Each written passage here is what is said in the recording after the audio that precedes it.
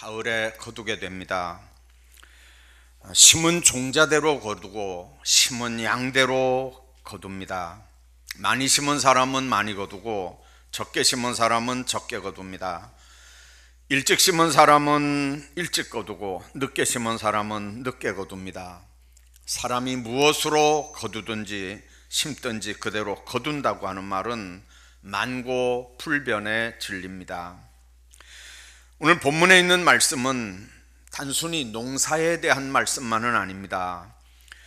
우리가 7절부터 읽었지만 6절부터 시작되는 이 단락의 말씀은 1절부터 남의 잘못을 비방하지 말고 용납하고 자신을 돌보고 기회를 삼으라고 하는 말씀으로 시작을 해서 가르침을 받는 사람은 가르치는 사람과 모든 좋은 걸 같이 해라, 그렇게 권면하면서 시작되는 말씀이 오늘 우리가 읽은 말씀입니다. 왜 그러냐면 스스로 속이지 말라는 거죠.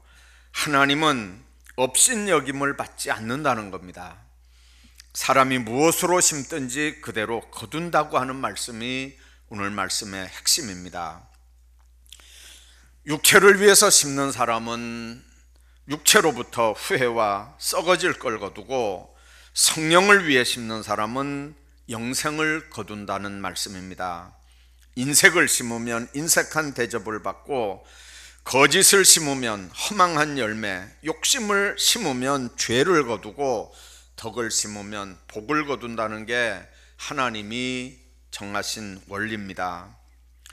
에덴 동산 우리 선조 아담의 불순종, 죄를 심어서 후손된 우리 모두 인생들이 불행과 사망을 가져다 주는 역사를 우리가 기억합니다. 2000년 전에 골고다에서 예수님은 당신의 생명을 버려서 인류 모두에게 구원의 길을 준비해 주셨습니다. 빌라도가 예수님을 끌고 가서 사형시켜 버리라고 외치던 그 많은 무리들을 우리가 기억합니다. 예수님이 죄가 없다는 걸 총독이 알았지만 예수님을 석방하려고 무진 애를 썼지만 유대인들은 차라리 강도 바라바를 놓아주고 예수는 십자가에 못 박으라고 그렇게 아우성을 쳤습니다. 그 후에 유대인들이 어떻게 됐습니까? 예수를 죽이는 것이 죄가 된다면 우리와 우리 후손들이 책임지겠다, 우리와 우리 후손들이 그 값을 받겠다, 그렇게 장담하면서 두려움 없이 죄를 짓던 그들, 주후 70년 예루살렘이 로마 군대에 의해서 멸망될 때 110만 명이 무참히 살해당했습니다. 9만 7천 명이 포로가 돼서 가서 또 죽임을 당합니다. 2차 대전 때는 유대인들이 세계 도처에서 미움을 받았는데 독일에서만 600만 명 이상이 가스로 처형되는 철저한 보응을 받습니다. 뭐 때문입니까? 우리와 우리 후손이 그 값을 치르겠다고, 책임지겠다고 바라바를 놓아주고 예수를 죽이라고 하는 그 말에 대한 그 말에 대한 결과가 그 후손들에게 그렇게 나타나는 겁니다. 여러분들, 지금은 그 후손들에게 내리는 벌이 끝났을까요? 지금도 중동 사태를 이야기하면 팔레스틴을 비롯해서 그 많은 사람들이 지금까지도 사방의 원수들에 둘러싸여서 전쟁을 치르는 걸로 지금도 벌을 받고 있습니다. 죄를 심으면 반드시 형벌을 받습니다. 이것이 결실의 계절 가을의 주인이신 하나님의 절대 불변의 교훈입니다.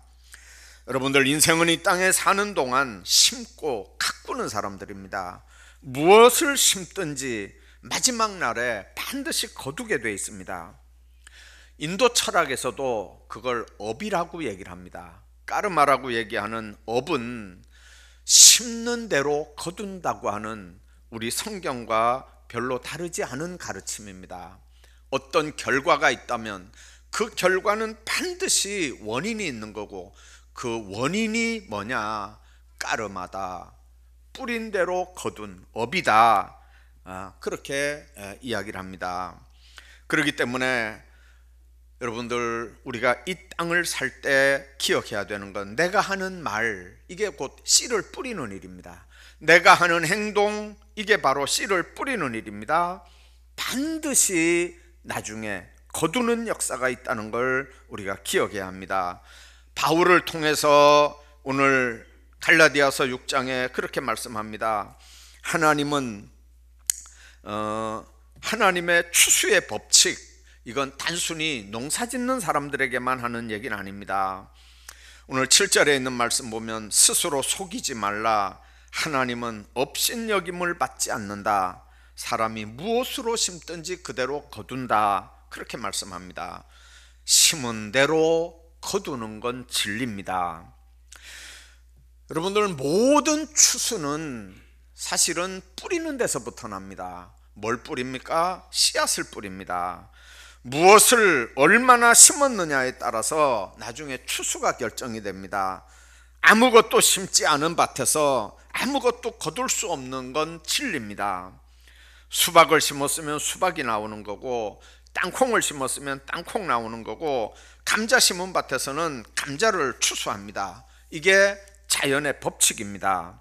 영적 세계도 똑같습니다.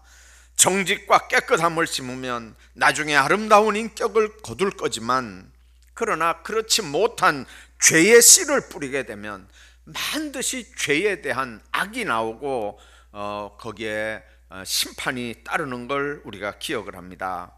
문제는 많은 사람들이 우리 삶 자체가 뿌리는 일이다, 그걸 생각하지 못하고 산다는 게 문제입니다.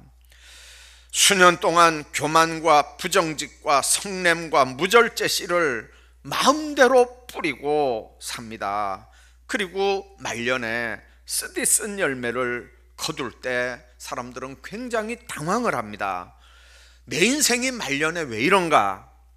여러분들, 동업관계가 깨지고 친구 관계가 깨지고 결혼이 파국이 되고 가정이 흔들리고 자녀가 탈센될 때, 그때 비로소 왜 나는 이런가, 왜 우리 집안은 이런가, 그렇게 하고 자기가 심은 건 생각 안 하고 충격을 받습니다. 욥기 4장에 보면 욥의 충고자였던 엘리바스가 이런 얘기를 합니다. 생각해보라, 죄 없이 망한 자가 누군가? 정직한 자의 끊어짐이 어디 있는가?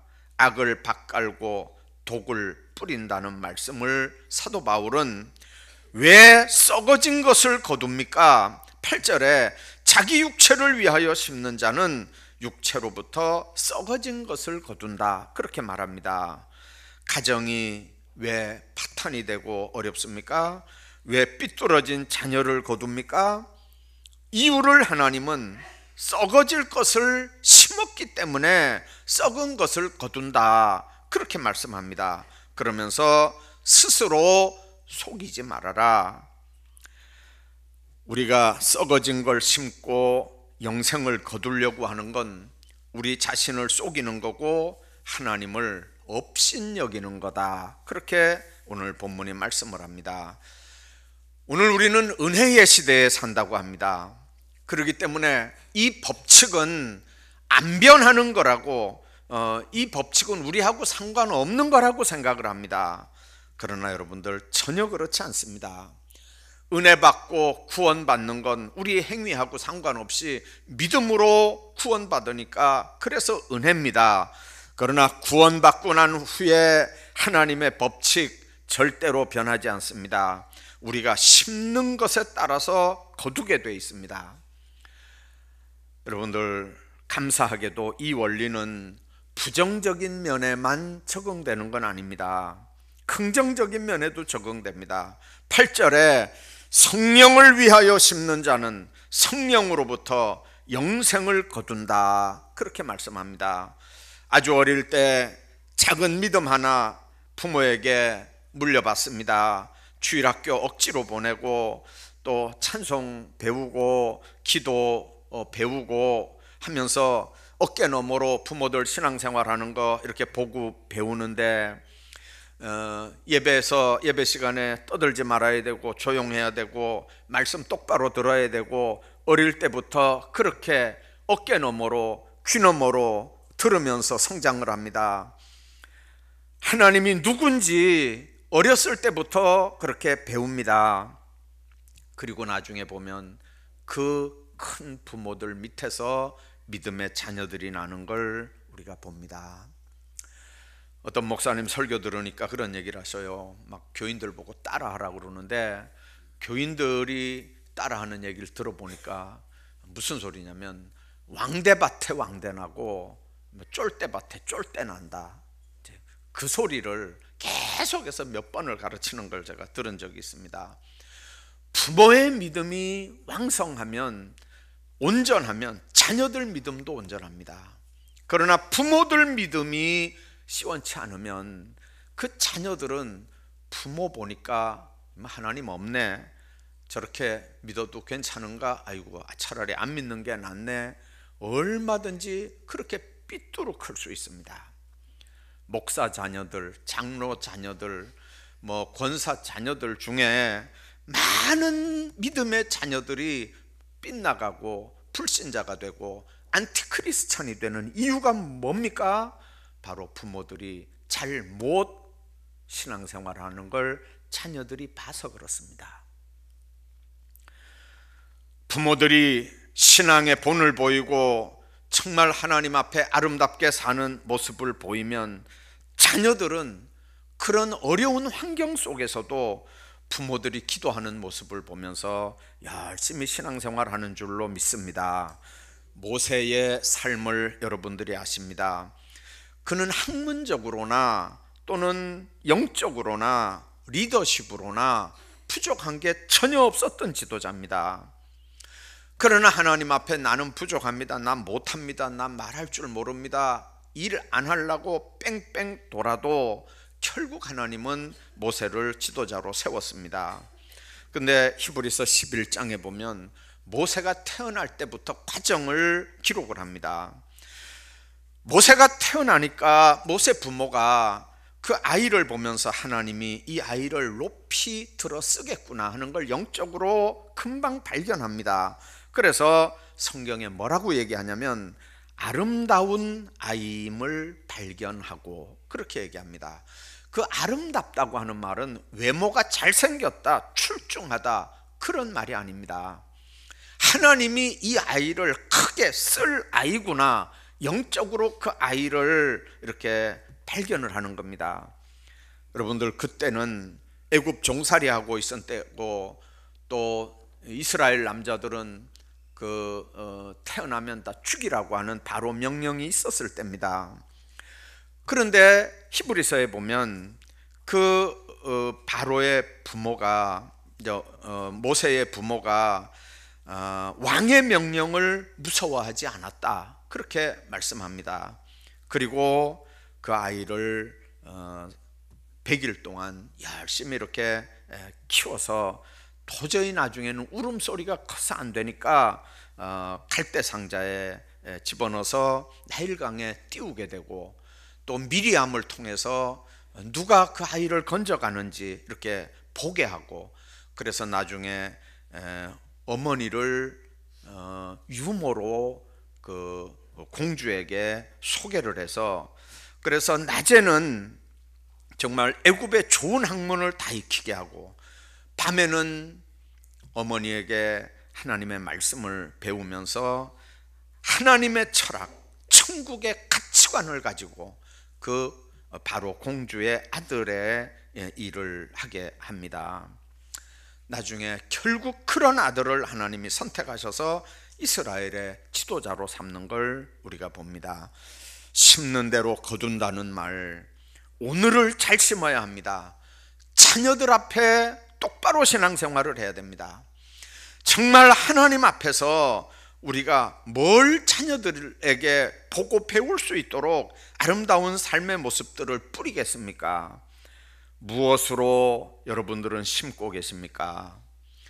내 자녀들이, 내 믿음의 후배들이 내 말하는 거나 행동하는 거나 신앙생활하는 무엇을 보면서 배우고 나중에 우리가 이 세상을 떠났을 때 그분 이렇게 기도하셨지, 이렇게 신앙생활 하셨지, 교회 이렇게 섬겼지 하면서 정말 하나님 앞에 믿음의 유산이 상속되는 그런 주인공들로 믿음의 본을 보이면서 사는 여러분들 다 되시기를 주의 이름으로 축복합니다.